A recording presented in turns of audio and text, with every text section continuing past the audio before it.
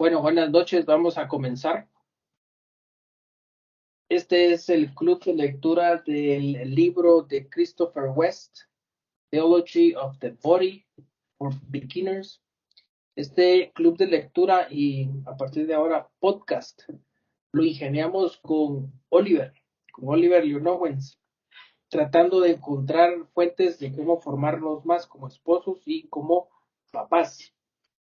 Y justamente pues salió el tema de este libro y creemos que es un buen comienzo para lanzar una forma de crecimiento intelectual como padres de familia y como esposos, como cristianos y realmente como hombres, varones.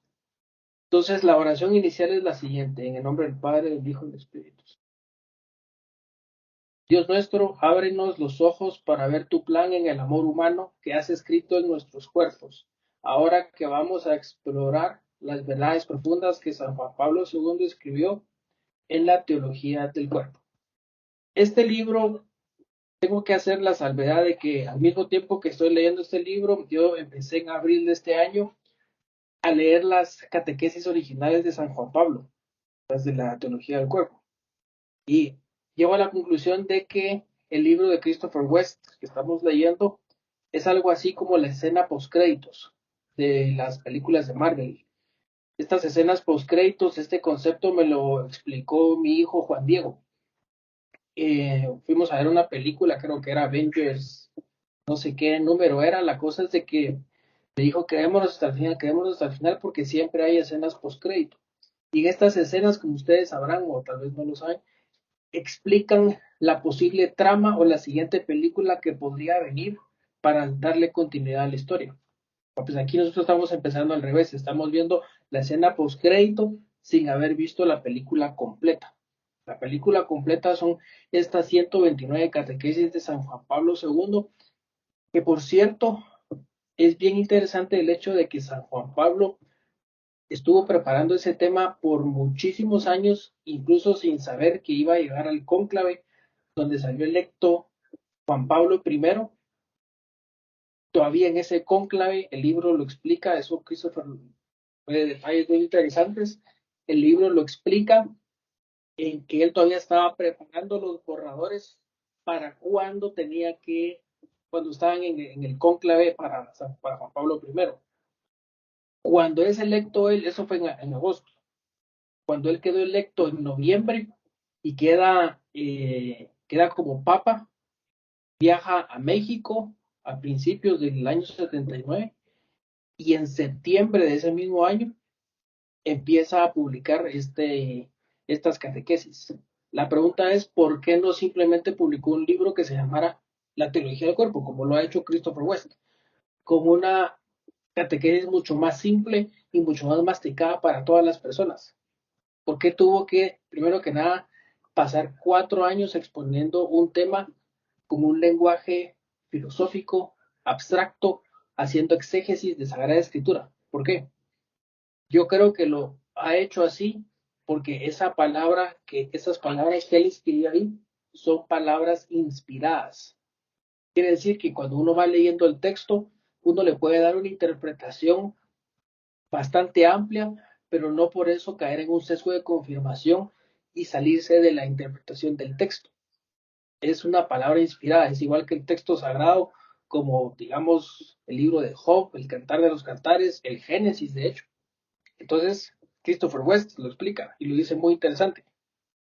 San Juan Pablo lo que hizo fue diseñar una bomba de tiempo teológica, la cual está empezando a hacer explosión en esta época que la lujuria está tan popular en la cultura actual. Entonces, el libro es la escena postcrédito de las 129 catequesis. Y lo que yo quiero presentar aquí son las cosechas elementales que yo he hecho del libro, no tanto per se de las catequesis. El libro me gusta a mí porque viene a indicar que el cuerpo, él lo explica de una forma bastante simple, sin entrar en tanto detalle antropológico. El cuerpo del hombre y la mujer unidos en matrimonio son una catequesis. Catequesis es la transmisión de un conocimiento hacia alguien más, típicamente algunos fundamentos de fe o algunos fundamentos de estudio teológico o de formación espiritual. Es una catequesis.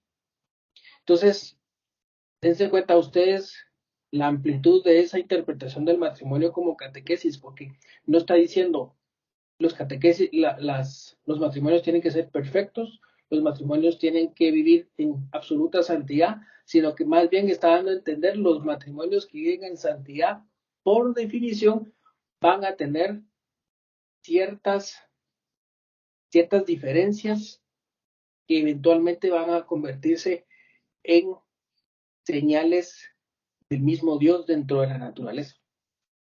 Así como es interesante el hecho de que el cometa tal pase cada cierto número de siglos alrededor en el cielo del planeta Tierra, así también es un elemento interesante como dos personas de, biológicamente opuestas, un hombre y una mujer, un varón y una mujer, se llegan a complementar a tal forma que indican señas de que ellos están en complemento y apuntan hacia algo más. Es una catequesis. Otra cosa importantísima que deja bastante clara Christopher West en este primer capítulo es la imagen esponsal en la Sagrada Escritura. Es más bien escandaloso la cantidad de referencias que hay en toda la historia de la salvación, donde los profetas y el mismo Espíritu Divino utilizan el lenguaje corporal del hombre y de la mujer para dar a entender la alianza que el mismo Dios busca con el pueblo de Israel. Está el caso de Ezequiel, donde trata pone el ejemplo de la mujer infiel, donde el pueblo de Israel es la mujer infiel y el esposo que la perdona y que la invita a hacer la alianza es el mismo Dios. Este está con el profeta Ezequiel. En el profeta Oseas usa la imagen de la prostitución, de hecho. El cantar de los cantares es prácticamente una escena tremendamente erótica a la máxima expresión. Y en el Nuevo Testamento, la imagen del libro de las revelaciones, el Apocalipsis, la iglesia es la novia y es Jesucristo el santo esposo que viene a hacer la alianza.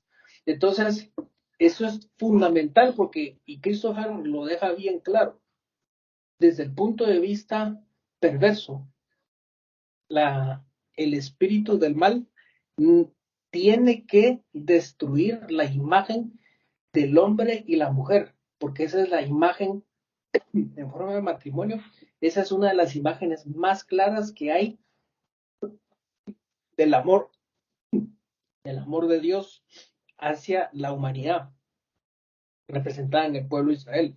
Entonces, para el espíritu del mal es importante pervertir la imagen que hay del hombre y de la mujer y que la idea de matrimonio sea completamente mala, más bien rechazada. Entonces, a nivel perverso, es clave para la cultura de la muerte que el matrimonio sea como una de las peores instituciones y esclavitudes de la actualidad y una alternativa obsoleta. Entonces, digamos que si fuese un juego de ajedrez, esa es la jugada clave del espíritu del mal. Uno, destruir al hombre. Dos, destruir a la mujer. Por lo tanto, la idea del matrimonio es mala, imposible, inefectiva y pésima. Por eso, aquí empezamos a ver cómo esta bomba teológica de San Juan Pablo II empieza a explicar el montón de contradicciones que hoy estamos viendo por todos lados. Otra cosa fascinante es el hecho de qué hacer con el impulso que usualmente desemboca en lujuria. Normalmente en las catequesis juveniles, de hecho, les apuesto que en la educación sexual con los hijos también, sobre todo en la adolescencia y preadolescencia, está la idea de qué hacer con el impulso estrictamente erótico. ¿Debería bloquearse cualquier forma de erotismo? ¿Debería retenerse con las cadenas de la disciplina y las virtudes y la prohibición máxima? San Juan Pablo II dice, no, lo que estamos llamados nosotros, los cristianos, es a redimir ese impulso sexual, porque no solamente es bueno, sino que en el mismo Génesis está el Espíritu de Dios dando a entender de que además de ser bueno, está diseñado para que lo utilicemos de forma recurrente. ¿Por qué? Porque da placer. Está diseñado para que sea parte de la supervivencia de la civilización. Entonces explica San Juan Pablo II y lo pone en un lenguaje más tropical Christopher West, en que ese impulso, el trabajo que hay que hacer es aprender a redimirlo. Y el objetivo de este club de lectura debería ser que tengamos elementos y principios fundamentales de cómo redimir esos diferentes pensamientos y orígenes del corazón. Lo explica detenidamente en San Mateo, el mismo Jesús. Me quedan ya como 4 minutos. La siguiente lección importante para mí es el hecho de que, bueno, yo en mi vida personal de adulto, desde los 35 años, hoy tengo 38, estoy dándome cuenta de que toda la vida he vivido como que solamente tengo un cuerpo biológico. Y eso es verdad y eso es natural. Pero no es hasta que estoy empezando a meterme en los textos de San Juan Pablo II, y esto a pesar de haber estudiado teología 3 años, en que también tenemos, y no lo tenemos, sino que somos seres que revelan el conocimiento de Dios en la realidad en que vivimos. Es decir, somos teológicos. Nosotros no tenemos un cuerpo como tenemos, como la computadora tiene periféricos, la impresora, el escáner, la cámara, esos son periféricos. Nosotros no tenemos un alma donde el periférico es el cuerpo. Ese es una de las estrategias fundamentales del espíritu del mal para destruir a la creación predilecta de Dios, que es el hombre, o sea, el varón y la mujer. El varón y la mujer. Cuando hacemos esa división, en términos muy, muy resumidos y rápidos, es la muerte. La división exacta de cuerpo y alma tiene un momento en la historia y es la muerte espiritual. Y es lo que viene a contravenir el pecado. Es lo que viene, es el origen del pecado. Por eso se llama el pecado original, cuando existe esa división entre cuerpo y alma. Entonces, nosotros hoy estamos llamados dentro del mundo natural y dentro del mundo cultural en que vivimos, en que simplemente somos un ser biológico y que tenemos un alma, así como tenemos teléfono, tenemos eh, eh, ropa, tenemos tal cosa. No, San Juan Pablo II nos está explicando a través de la Sagrada Escritura, nuestro cuerpo es una revelación y más bien el cuerpo del hombre y de la mujer en complemento son una revelación aún mucho más escandalosa. Tanto así de que pueden generar una vida nueva cuando viven esa comunión. La palabra exacta que San Juan Pablo usa en, en las primeras catequesis es la comunión de personas. Bueno, pasando al siguiente que ya tengo que ir terminando. Entonces nuestro cuerpo y la persona humana es un signo de algo más. Digamos de que si ustedes ponen, aquí tengo varios signos, pero imagínense este signo que dice aquí, falling rocks o derrumbes, que en nuestras carreteras es bien común, ese que dice derrumbes. Ese signo no está diciendo que ahí está ya cayendo el pedazo de tierra encima del carro, simplemente está indicando la posibilidad de que podría pasar el accidente de que caigan unas piedras, pero no lo está adelantando en la realidad. Pues así es nuestro cuerpo. Nuestro cuerpo no es divino porque no somos perfectos, pero sí tiene unas pinceladas que apuntan hacia algo que es superior en la propia naturaleza de sí mismo y trasciende su propia naturaleza y su propia realidad, lo acepte o no. Vean la diferencia que tenemos con los animales. Los animales no distinguen de pasado, presente y futuro, no tienen control sobre sus instintos, más bien solo reaccionan a los instintos. En cambio, nosotras las personas podemos controlar los instintos o entregarnos a ellos totalmente, que en ese caso sería ser peor que animal. Pero digamos que nuestro cuerpo está apuntando precisamente a algo que trasciende nuestra propia naturaleza. Siempre existe la idea de quién hizo tal cosa, cuál es el origen. Y el hecho de tener esa pregunta en la mente ya indica de que nosotros estamos diseñados por alguien que es infinito. Entonces nosotros buscamos el infinito en todo, en lo bueno y en lo malo. Por eso nuestro cuerpo es signo. Y finalmente, esta es una breve reflexión. A mí me hubiera gustado empezar con esto mejor, porque es el tema en el que yo trabajo, el tema del leasing. El tema del leasing, como ustedes saben, es el arrendamiento de activos. Es pagar por el derecho de uso del equipo, tratando de evitar beneficios fiscales, beneficios contables, beneficios financieros, sin tener el derecho de propiedad sobre un activo.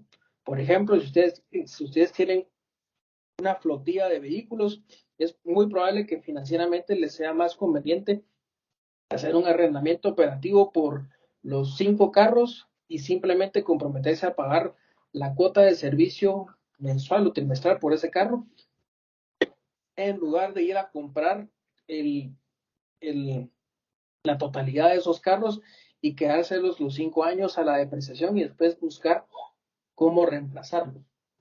La solución del leasing ofrece precisamente el hecho de que no haya compromiso de propiedad, sino que simplemente se paga por el derecho de uso. La clave es el pagar por la palabra clave es derecho de uso. Nosotros en la cultura actual estamos viviendo una cultura, incluso en los mismos matrimonios, en la cual nosotros estamos tratando de pagar por el derecho, pero no la obligación de ejercer el uso del cuerpo de alguien más. Es decir, solamente queremos hacer un arrendamiento operativo de las personas a nuestro propio beneficio.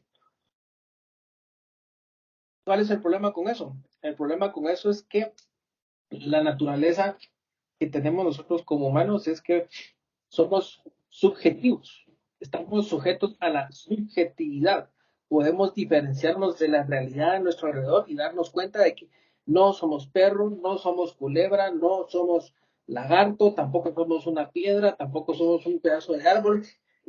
Esa soledad que encontramos nosotros en la naturaleza y que no encontramos en nadie más es lo que nos da la subjetividad. Pero cuando usamos esta subjetividad la podemos aplicar también por las personas. Entonces, si se dan cuenta, si nosotros podemos manejar la lógica del arrendamiento operativo de cuerpos, estamos partiendo del supuesto de que los cuerpos no tienen alma y por lo tanto son otra parte de la naturaleza que está bajo nuestro dominio, como están los leones, como están las gallinas, como están los cerdos, como están los caballos, todos los animales. Queremos entonces nosotros hoy por hoy convertir al resto de humanos en parte del resto de la naturaleza, un dominio total, tratarnos como animales. El problema es que no todos nos vamos a dejar tratar por animales, ahí es cuando surge el conflicto.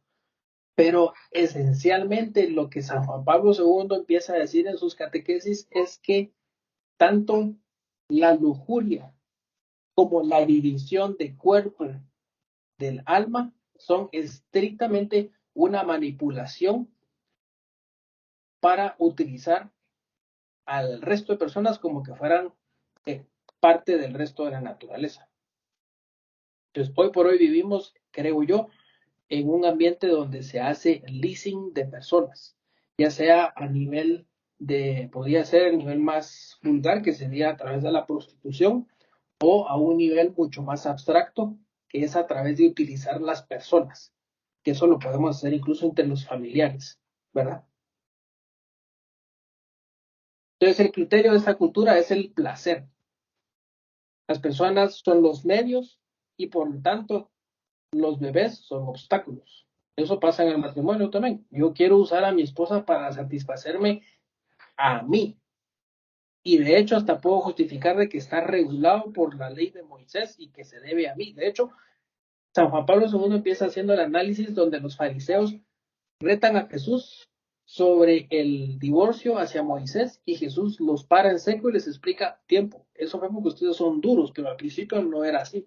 Y ahí viene la gran exégesis de los textos de Génesis. Entonces, a pesar de que podemos justificar en base a la ley y los profetas en que podemos utilizar a las personas, Jesús viene a la actualidad y dice, sí, pero al principio no era así. Y más bien yo les digo, el que ve a otra persona con deseo lujurioso ya cayó en la falta de adulterio. Y San Juan Pablo hace un análisis interesantísimo en el cual llega a concluir de que Jesús lo que hace ahí es evita la acusación y más bien redime a la persona ofreciéndole la opción de cambiar el corazón y cambiar la intención. Entonces, por ahí viene San Juan Pablo con los textos a redimir todos esos impulsos que nosotros creemos que son impuros y que a lo mejor sí son impuros, pero se pueden purificar. Entonces, debemos olvidarnos de la ética de tomar el placer y abandonar lo demás y más bien trascender de ello. Creo que ese es el resto de capítulos del libro. Vamos a terminar esto y me extendí más de los 15 minutos. Con esta con esta cita muy especial de Christopher West al final. Dice, es lo que yo les decía al principio. It is sobering in the utmost to think that all the sexual confusion in our world today might be the unfolding of a diabolic plot to separate us from one another and from God. This much is certain from Paul's letter to the Ephesians. The battle for man's soul is fought over the truth of his body. Esa es la batalla final en el cuerpo. Y Satanás está buscando que separemos el cuerpo del alma. Y esa es su estrategia, digamos, para poder llegar a separarnos de nosotros mismos, resto de humanos, y de Dios. Como no hay nadie más, no hay preguntas, hasta aquí termina el podcast. Nos vemos en la siguiente reunión y siguiente grabación.